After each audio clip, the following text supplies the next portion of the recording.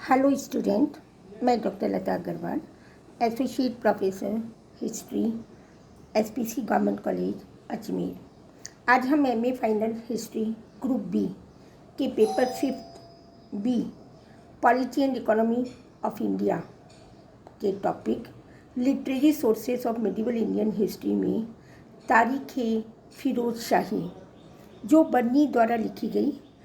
जियाउद्दीन बर्नी ने 2 ग्रंथ लिखे, तारीख़ फ़िरोज़ शाही और फतवा जहांदारी। आज हम तारीख़ फ़िरोज़ शाही के बारे में अध्ययन करेंगे, जिसमें बर्नी ने बहुत ही सुंदर ऐतिहासिक दृष्टि से इसमें वर्णन किया है 3 सुल्तानों का, बलबन, अलाउद्दीन खिलजी और मोहम्मद बिन तुगलक। उसका हम पार्ट 1 पढ़ेंगे। भाग 1 के अंदर जो बलबन और अलाउद्दीन के बारे में इसने वर्णन किया है उनका पढ़ेंगे, और भाग 2 में मोहम्मद बिन तुगलक और फ़िरोज़ तुगलक के बारे में अध्ययन करेंगे।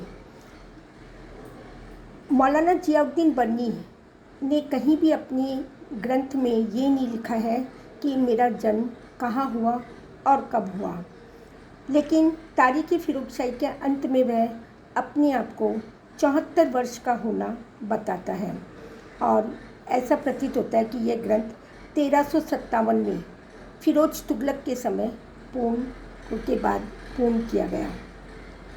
इसके आधार पर हम अनुमान लगा सकते हैं कि गियासुद्दीन बलबन के राज्यकाल के समय 1285 या 86 में उसका जन्म हुआ होगा। बर्नी अपने अच्छे परिवार से संबंधित था। अपने इतिहास को, अपने ग्रंथ को बहुत ही ईमानदारी से लिखना बताता है। वह वर्णन करता है कि एक इतिहासकार को किस प्रकार का इतिहास लेखन करना चाहिए।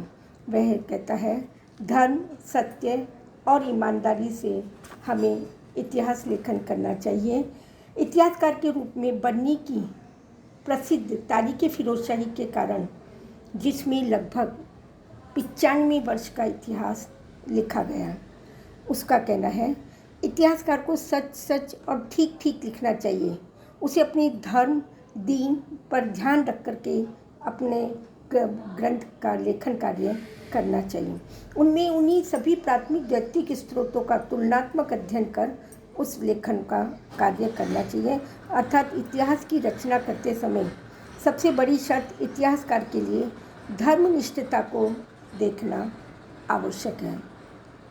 इसी आधार पर बर्नी ने अपने ग्रंथ में बलबन के जो उसने गुलाम वंश के अंतर्गत राज्य का या चहलगामी पद्धति, या उसके बाद में उसने साम्राज्य विस्तार की जो नीति अपनाई, उसका सारा वर्णन देता है। यहाँ तक कि उसकी उत्तर पश्चिमी सीमांत नीति का भी बहुत ही सटीक वर्णन करता है।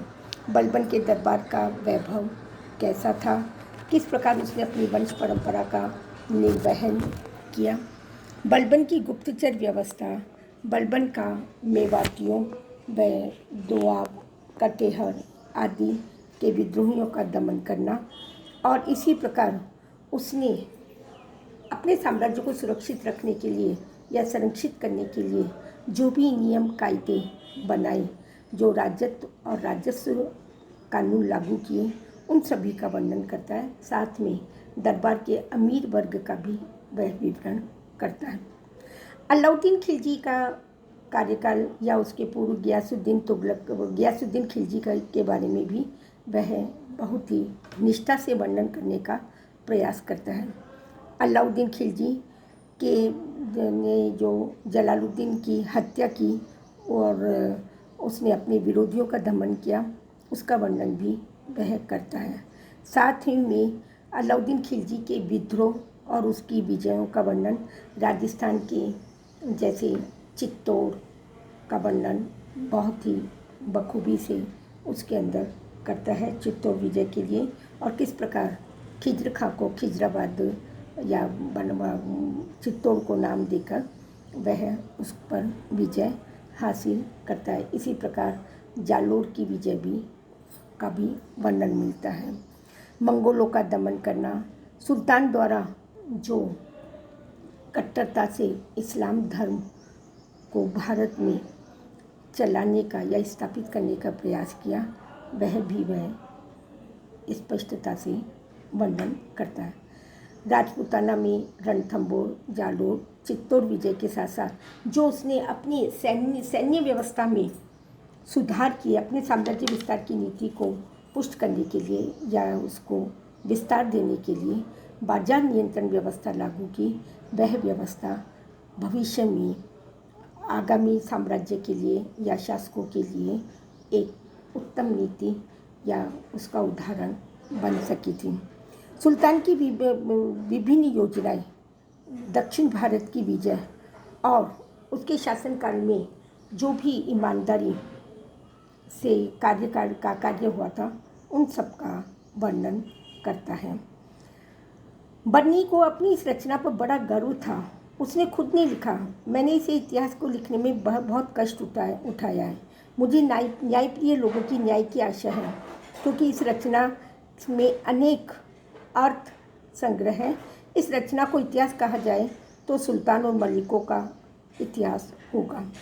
इस प्रकार उसने बलबन और अलाउद्दीन खिलजी के साम्राज्य का वर्णन ऐतिहासिक दृष्टि से निष्ठापूर्वक लिखने का प्रयास किया है, और इसी के आधार पर यदि हम इस इतिहास को, बलबन और अलाउद्दीन खिलजी के इतिहास को जान सकते हैं।